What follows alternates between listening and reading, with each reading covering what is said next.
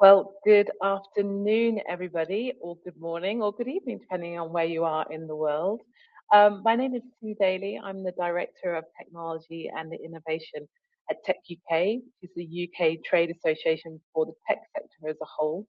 And it is my absolute honor to be chairing this CIO panel discussion today for you. For the next 45 minutes, we have an amazing panel that I'll introduce in a minute to come up and speak with you all. We will be taking some Q&A as well throughout the discussion, so please use the Q&A function if something comes to your mind that you would like to ask our esteemed panel. So why are we here and what are we talking about today? Reflecting on a good topic of conversation, right? Looking at where we are right now. I'm coming at you live from another event up in Leeds in the north of England because the world is reawakening. We are emerging from the pandemic and COVID, which is absolutely brilliant. But it seems also that at the same time, we are facing another new wave, perhaps, of challenges facing us as businesses, facing us as individuals and as people as well. Supply chain issues, of course, the crisis in the Ukraine at the moment, the challenge of the climate and net zero, as well as the cost of living and other challenges that we all face. It seems at the moment that we're moving from one crisis to another. Challenges that we're all facing right now, which are common if you think about it in a way that perhaps we've never seen before. And it made me think of a quote from the MP, the late MP Joe Cox, who said, "We are far more united and have far more in common with each other than things that divide us." And that feels really real right now. So reflecting on what we wanted to talk about today, what we've done is bring together leaders on this call, on this panel, so that we can have a bit of discussion about where we are, how are people managing these crises and the situation we're in right now, what is it that we're living through right now, how is that changing the role of their jobs, the CIO, and also I hope that we can start talking about how innovation, deep tech have helped address where the challenges that we've seen, but perhaps may also help us in what comes next as we, it seems, move from one to another challenging situation. So with that as a kind of setting the scene, I'd love to bring up our panel and get them to introduce each other. So I'm hoping that they are with us right now. So we've got a great panel of experts. Amit, Amit, are you there? Can you introduce yourself?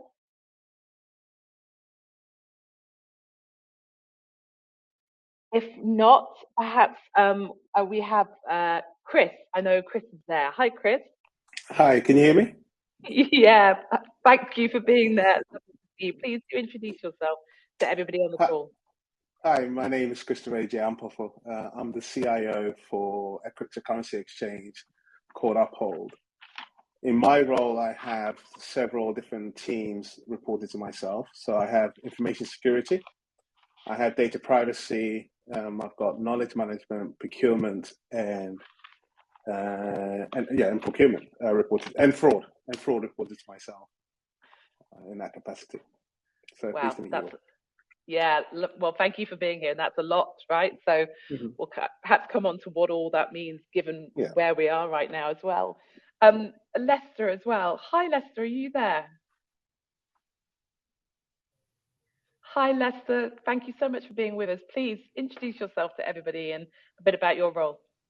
Hi, my name is Lester Lowe. I'm the Chief Financial Officer for WeFlex, a startup in the electric vehicle mobility business. And we provide electric vehicles to the ride-hailing industry like Uber, who's one of our strategic partners. In terms of my responsibility, finance is obviously key, but I'm responsible for the credit and collections area as well. We are a regulated business under the FCA. And we don't, as a startup, we don't have a CIO. So given my previous background, very keen on technology as well. Yeah. Great. Well, it's brilliant to have you with us and such experience. I'm sure everyone would agree. I'm just going to ask, has Amit able to join us? Are you there?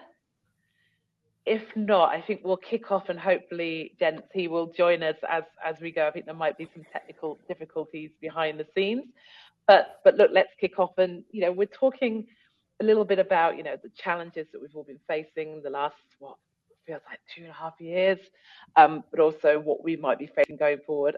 I feel like this could become a bit of a self-help session. So share, but also it's about us sharing what we've been through, the challenges that you've seen, how you've managed them, so that others can learn, right? This is all about sharing best practice and sharing lessons learned and experiences.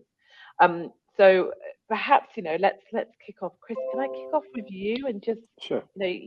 In your role, and you just said yourself, you're handling a lot of different areas and lots of different issues.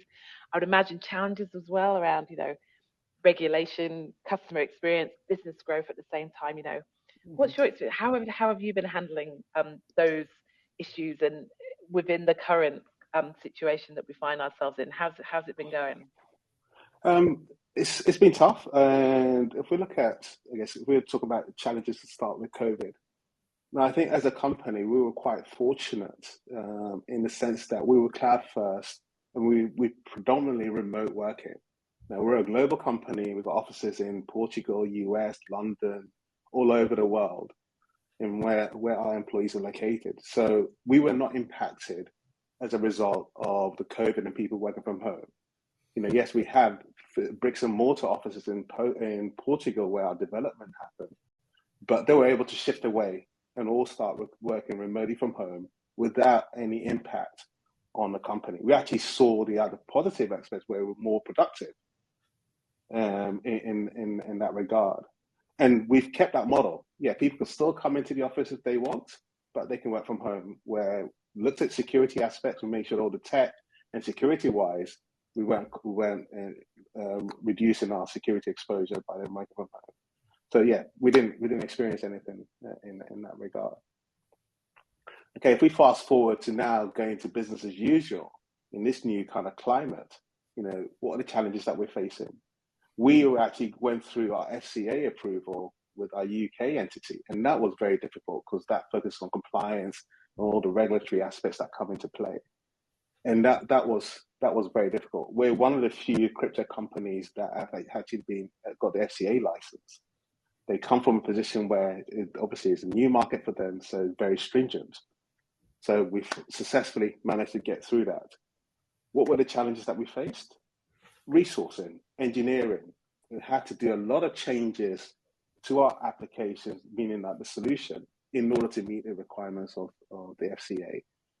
And what we found that now in this COVID climate, in this new climate, finding engineering resourcing has been very challenging. It is the people's now world where they can really command ridiculous salaries for roles where a couple of years ago they were very easily available, and we're having to compete with other companies in our space as well as further afield, where engineering is pretty much is their game. They can command whatever salary they want, and then there's no loyalty as well. They know that once they join, they can shift away. And someone else will pick them up straight away. So we're having to focus on contractors, and that's not sustainable, and because one, you suffer from them actually being part of the company, because everyone in the company is an owner of the company. Contractors, they come in, they do their work, and there isn't that connection with the company, ethos and everything else. So that's been difficult, and we continue to face that. We've set ourselves a challenge where we need to recruit about 300 engineers over the course of this year to next year.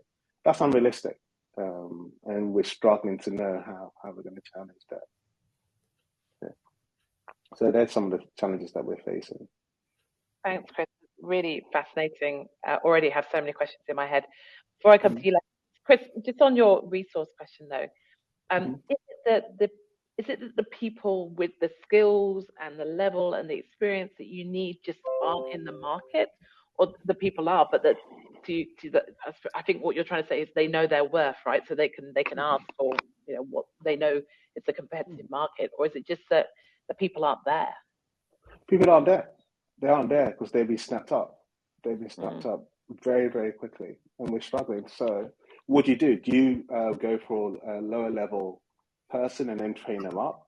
Well, the problem that we have is that we've also got quite a tight deadline to deliver Yeah. products and deliver solutions to grow, because it's now become a very competitive market. And as you guys, everyone can appreciate, the crypto market was completely was very, very buoyant. So companies were growing.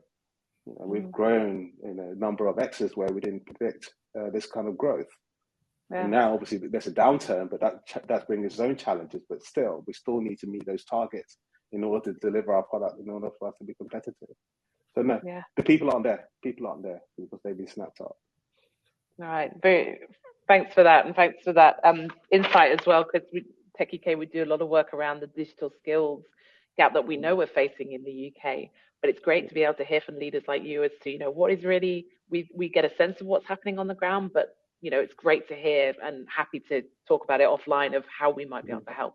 But Lester, love to come to you in terms of, and I felt like I needed to start by asking you both, how are you? Are you okay? So Lester, I hope you're doing good, but also, love to get your perspectives of what are some of the challenges that you've seen, in the recent past, or you're looking at going forward. And of course, you're in the kind of, transition phase, right? About the electric vehicles and net zero debate, which is a challenge that, of course, was here before COVID, but it hasn't got away, and it's the front of everybody's minds. So, how are things going with you, and what are some of the challenges, some of the issues that you're facing? So during COVID, the business went through very challenging times. A lot of our customers, especially in the first lockdown, they couldn't drive, so a lot of their earnings basically took a massive dive. So you probably describe our business as a typical V shape. So we during COVID was basically survival for us and our customers, and preservation of cash. We had great support from our lenders and also our shareholders, as being a startup business, and also supporting our customers as well through forbearance and keeping as many of our customers sustainable financially. And then as we started coming out from COVID, business started taking off again. Basically, our customers started going out. You could see a lot of activity in London. We're sort of gone from sort of famine to feast now. Key for us is similar challenges. How do we raise more funding to support the growth of the business now?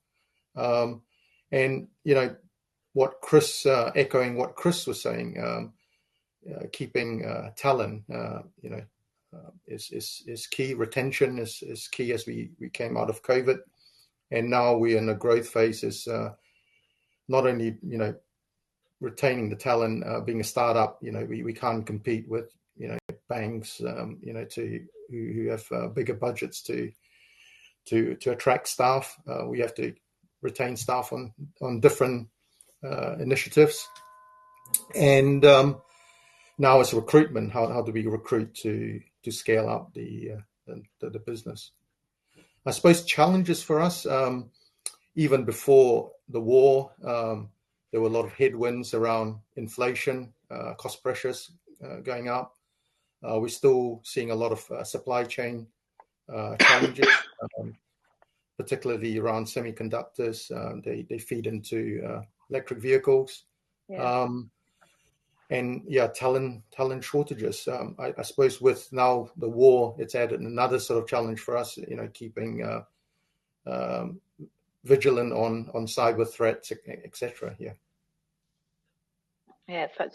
Certainly a lot of different factors and different industries all at play, or different issues all at play at the same time. And I just wonder whether, both of you have been working in industry for some time, whether does this feel different, the situation that we're in now, given there are multiple issues at play, or has that always been the case, and it's just perhaps amplified given what we've all been through in the last 2 years? I don't know if anyone had a view.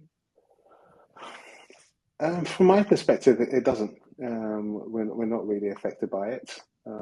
It's just this new world that we have to get used to. Yeah. Yeah, indeed, and all help each other, which is what these sessions are all about. How can we share, and how can we experience? Lester, you mentioned about funding. I was just wondering if I could ask you in terms of how, obviously, Chris, it will impact your industry and sector as well in terms of funding. As we emerge from the pandemic, as the real world starts to reawaken, and we, I hate to use the word get back to normal because I don't think it will ever be normal, but what's the funding landscape look right now? Is the conversations open? Is that a challenge, or is that actually just more, it's coming back and the conversations are there and the funding rounds are, progressing as they did? Yeah, until recently, we sort of been raising small amounts of money. So we just raised something 10 million just before Christmas. That should keep us going until sort of middle-ish of this year. So we're now raising quite substantial sums this year to fund our growth for the next 2 to 3 years.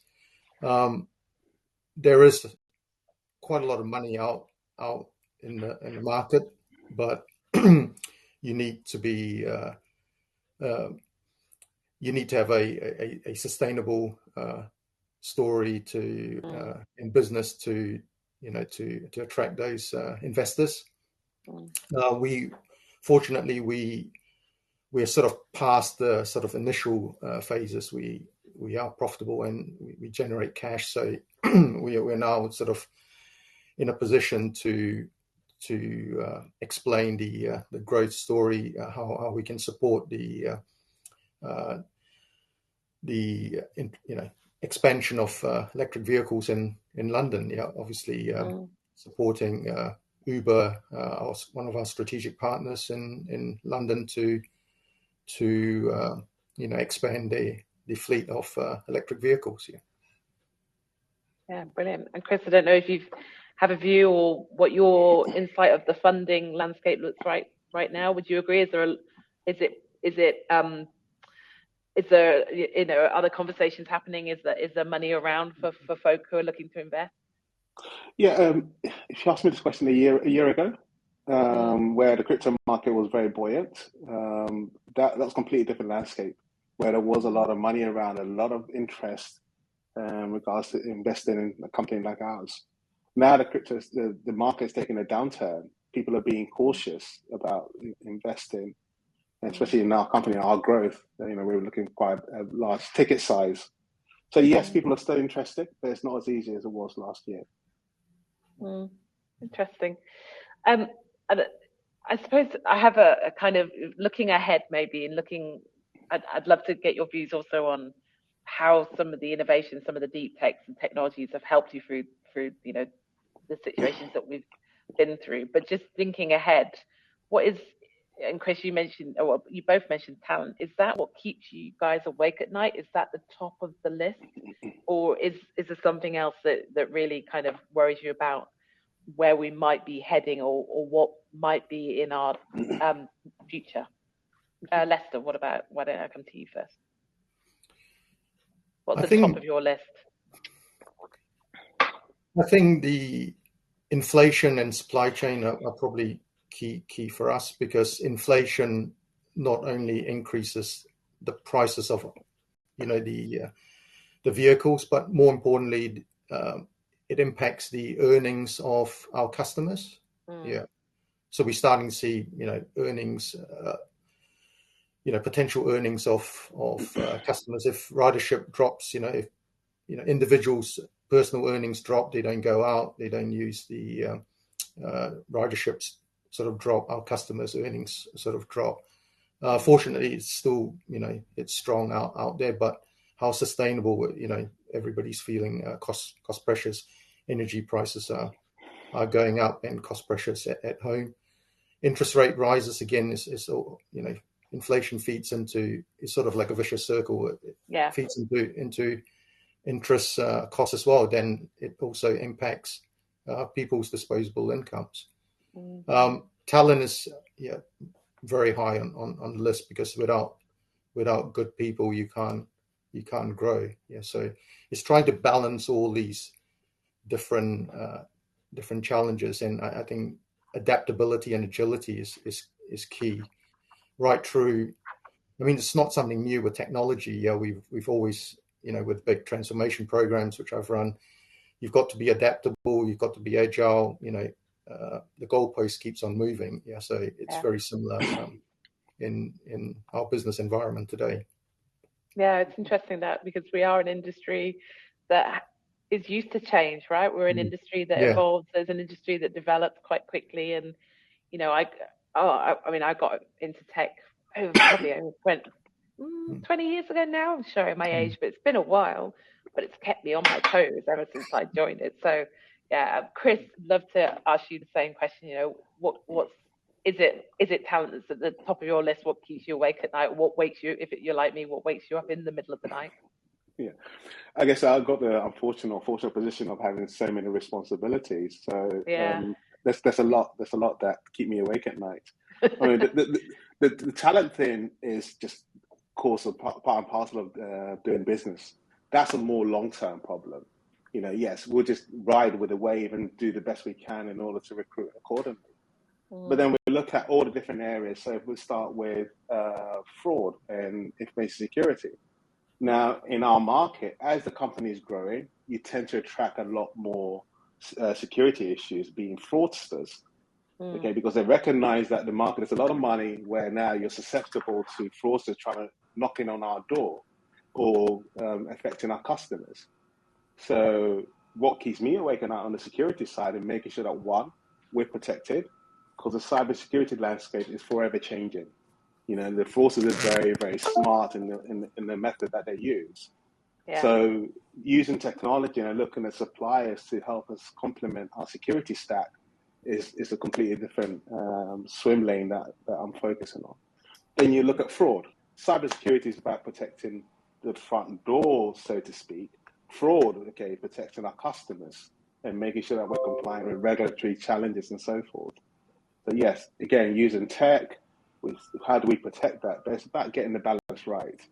Because fraud, their main target is to stop fraud. They don't focus on the customer. Okay, yes.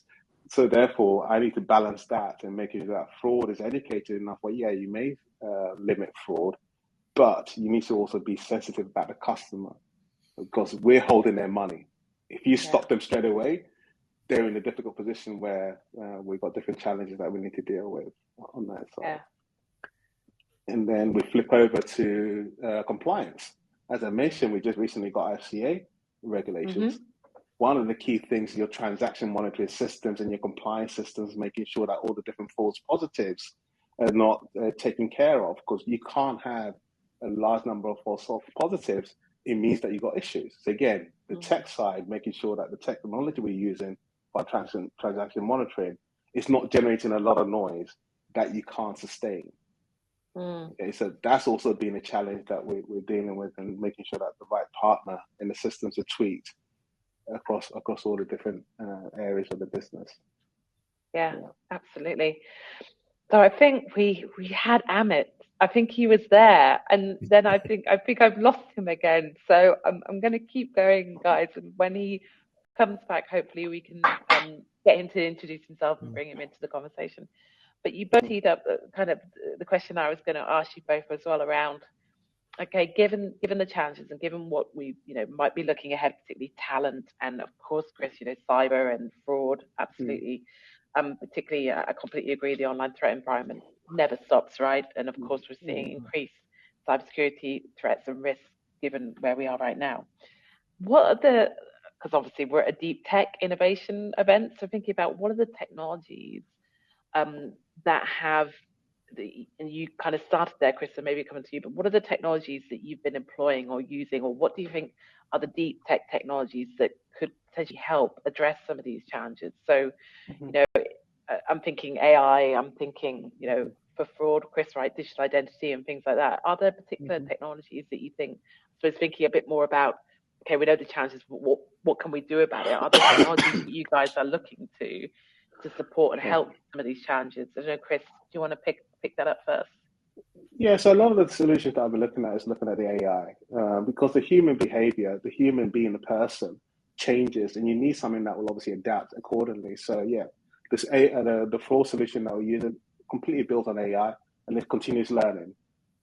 Okay, as the landscape is changing, as the pattern of the thing is changing, and that's taken care of. But then a lot of the false positive then is dealt by humans, and that's the exception, right? So the tool will do most of the work for you, and the same thing. So then the compliance, transaction monitoring system, again, AI is key, and that's what's focusing on, making sure that it gets that right. And again, it's only the exceptions that require the human aspects to take care of it. Yeah, and I suppose I was also thinking about, given the talent, don't get me wrong, this isn't a, what's AI is going to replace people, because I passionately believe it's about AI supporting people and supporting roles. It's about that augmentation, right? But given the talent crisis that you both identified, are AI technologies or AI-enabled technologies, are they potentially a way of addressing some of the talent issues as well, talent shortages? Are there solutions that could support organizations to do things whilst they're looking for those people to come through the talent pipeline? Lester, I don't know if you have a thought on that in terms of, or are there other technologies that you think, if we embrace, could help given the talent crisis, the shortage that we're facing? I think for our business, I think the future AI is going to be something that's extremely useful, because we are collecting a lot of data. So it's not just data of our customers, our ridership, etc. But the big thing is around, for electric vehicles, is around battery performance.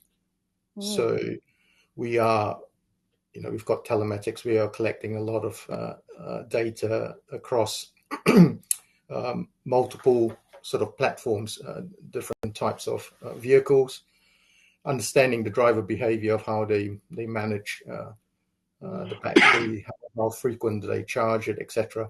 So as we start accumulating all of that data, having some analytics capability, some AI capability, will give us a lot of insight and give our customers better insight of how to manage their vehicles. And similarly, I think manufacturers will be also very interested to understand that information.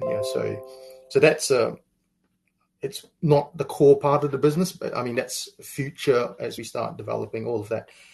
In terms of using AI to the current business, yes, some companies use a lot of the data to map different personas of groups of people's characteristics, etc. So that may be something to look at. Obviously, we're accumulating a lot of interesting data.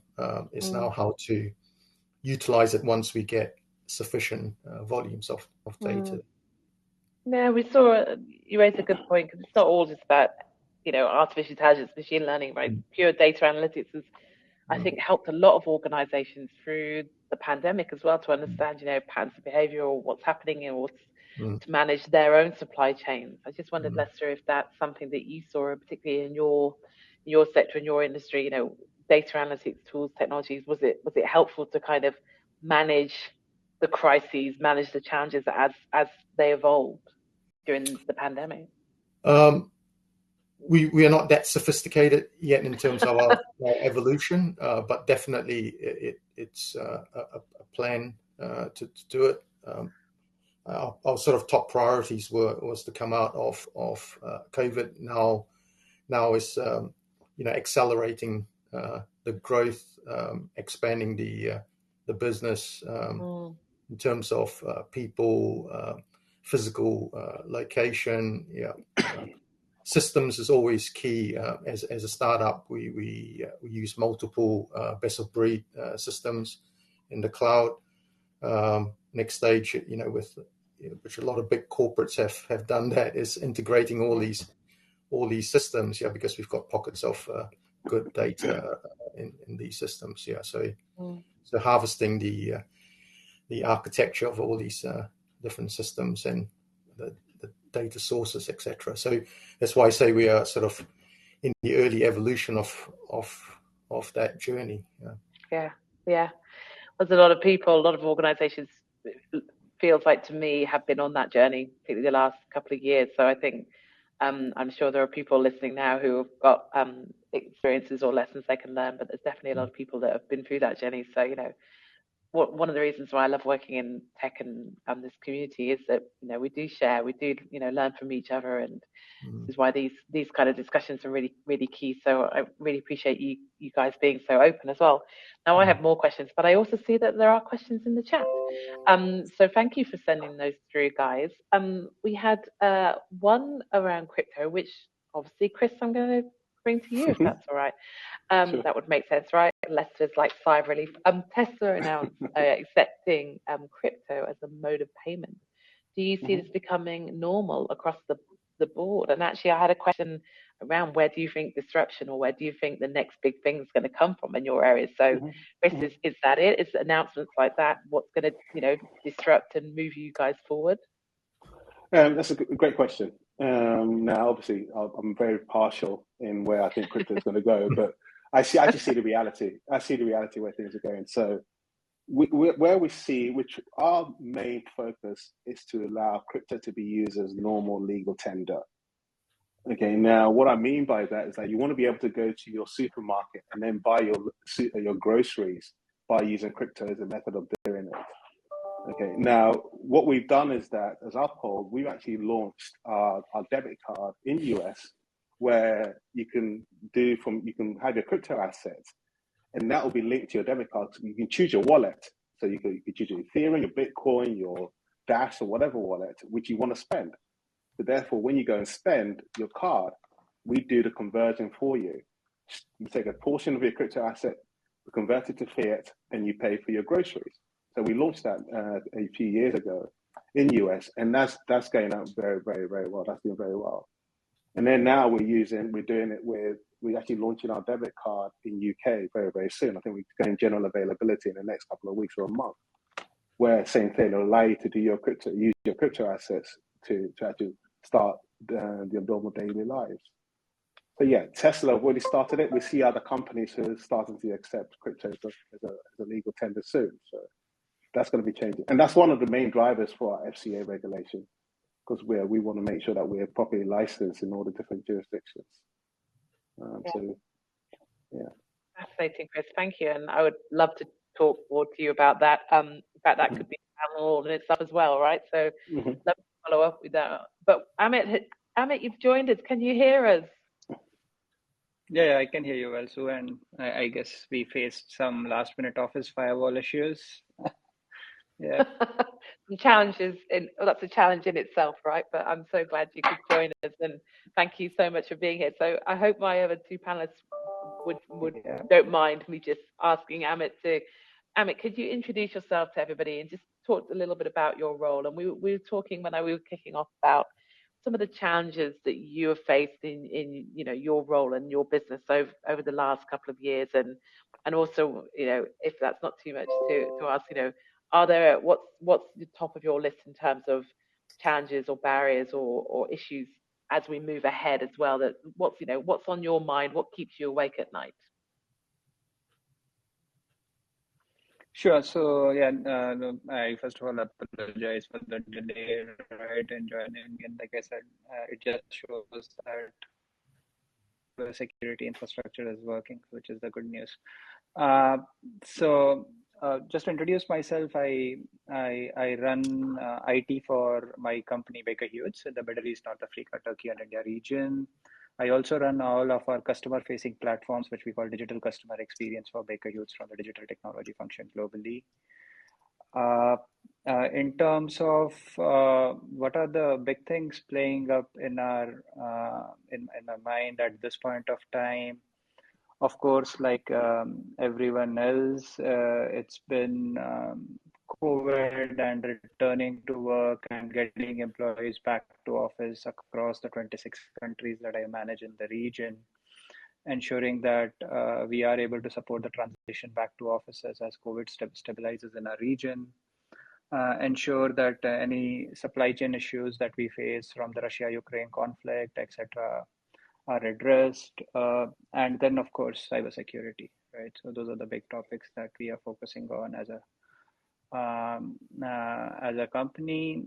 In terms of some of the big things as we look ahead, we of course remain focused on adding value for our customers in this period of turbulence, looking at how can technology still continue to enable a great customer experience, both from a functionality perspective, from an experience perspective, and of course from a brand perspective. How do we keep on reinforcing our positive message? What keeps me awake at night, possibly with all the turbulence in the recent few months, it's probably the risk of a cybersecurity attack. Yeah. Thanks. Thanks, Amit. And that was brilliant summation of where you're at. And I think I kicked us off by saying I think there's more things that feels really real right now that connect us than divide us. And actually, I think a lot of your I can't points, hear you, Sue. others on. Can everybody else hear me? Lester, Chris? Yeah, okay. Yeah, we can. Sorry, I make sure I had unmuted myself because that's also a challenge in these world. But yeah, Amit, hopefully you can hear me. But I think you flagged issues, supply chain issues, cybersecurity issues, the returning to work issues are common across the panel. And actually, Amit, if you can hear me, we actually had a question in the chat around hybrid work. You talk about getting people back to work, and the emerging for the COVID. Hybrid working is now becoming the norm, but we're also seeing issues around productivity, cybersecurity, etc. So looking forward, what do you see as the model of work, which is a great question. And Amit, I don't know if you can hear me, whether you have a view on that. What's the future of work look like for you and your organization?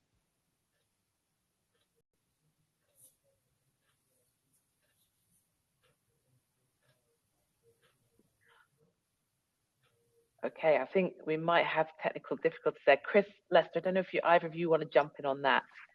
I mean, future work, is there a model of the future work you think? Oh.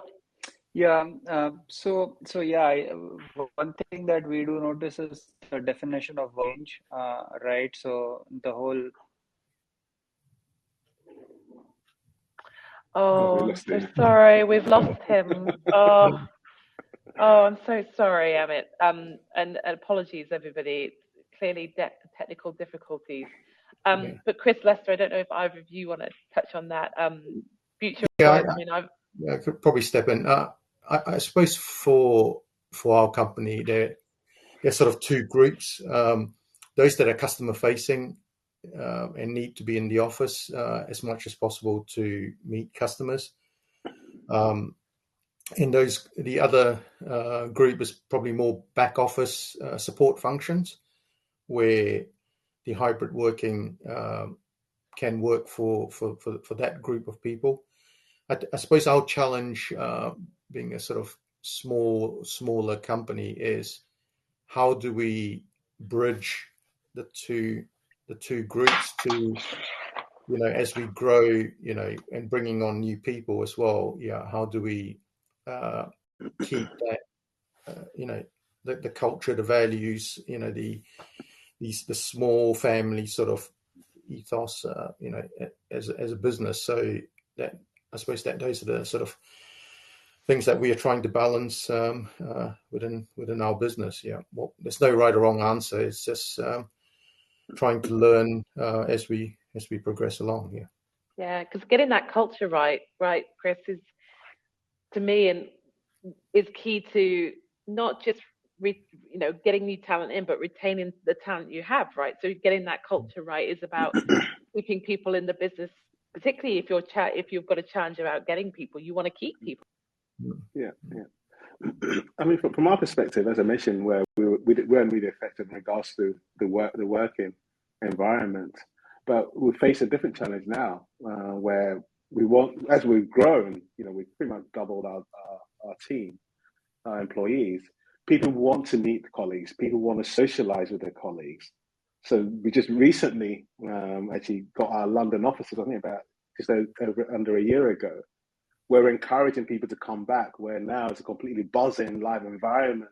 And it's more purely for the social aspect, because working remotely has different negative impacts. You do want to meet your colleagues. So that's the effect. But we make it completely optional for people to come into the office, and it's having a positive effect, purely from a social, meeting your colleagues and interacting with them. Yeah, because we have to remember this, and this is a wild generalization, apologies, but there are a lot of young people that work in our industry, and we want more people to come into our industry. So how do we make it not just a job? We make it, part of your life. And I've definitely seen that in our organization, and definitely seen that. I'm here at the AI Tech North event, and there's loads of young people here, and it is buzzing, which is just brilliant. Well, look, guys, go on, Chris. I'll say we made a conscious effort, and purely based on that, to make sure that our office in London is right in the centre of Carnaby Street, where there's so much life for people who know Carnaby Street. If you just roll out of the offices, you've got so many bars and restaurants around where you are. And we did that, purely, it may have cost us quite a bit, but the benefit of having that social interaction was quite key. And it's been very positive. Yeah. Definitely. When I'm next down that way, I'm coming to see you, Chris. That sounds brilliant. But look, we've run out of time. I was going to ask both of you a really quick, what's your prediction for the rest of 2022? Just very 30 seconds, something positive. What do you think? What's your main prediction for the year ahead? Lester, go. I, personally, being in sort of the sort of ESG sort of sector, I'm hoping with the war, pressures on oil, we have some technology that will help accelerate the shift to renewables. So that's my sort of prediction with the demand of oil, and we have to move to net zero. How can technology help us is sort of my key. Wow, that's a great one. Chris, final word? My final word, I think it goes back to the question that was asked from one of the people. I was asked about where do we see crypto going. I mean, I don't know if most of you know, Joe Biden just signed an executive order to understand the benefits of and disadvantages of the rest of the crypto. So what I see in 2022 and not long after that, crypto will become that legal tender. People are going to become more comfortable with crypto, using crypto, and start investing, not just hedging, but actually using it as a method of payment. So that's what I predict. Brilliant. Well, look, we started talking about the tough years that we've been going through, and the new wave of challenges that we are facing. And let's face it, it's a really difficult time in the world right now. And I just say to you both and everybody listening, we've got to take care of each other, and at this difficult time. But we've ended on such a high as well in terms of looking at the opportunities, and we are moving forward, right? The sun is shining, and we will get through this one step at a time, and we will get through this together as well. So I hope that you have found that conversation as fascinating as I have. I'm so sorry Amit and couldn't join us, but then unfortunately technical problems. But just Chris, Lester, thank you so much for being an awesome panel and for sharing your experiences and sharing your advice and sharing your thoughts. So thank you so much for being with us. So that brings this session to a close, but you will soon get a poll that will ask for feedback on this session. There you go. Did you find the panel discussion insightful? So please, can you fill in? And don't be scared. Fill in what you think, because they're looking for feedback. And then this will come to a close, but there is more to come. So at the top of the hour, there will be another session focusing on cloud management. And then following that, there will be another session and presentation on cloud identity, which is a really hot topic. So more to come with this event. So please come back at 3 o'clock or on the hour for the cloud management session. And in the meantime, that gives you 13 minutes to fill in your poll, grab a cup of coffee or grab a cup of tea. And it leaves me to say thank you so much to our amazing panel. And I really hope you've enjoyed the session. And with that, I will say goodbye, everybody. Bye-bye. Thank you. Thanks, Sue. Bye. See you, Chris. See you. Bye, guys.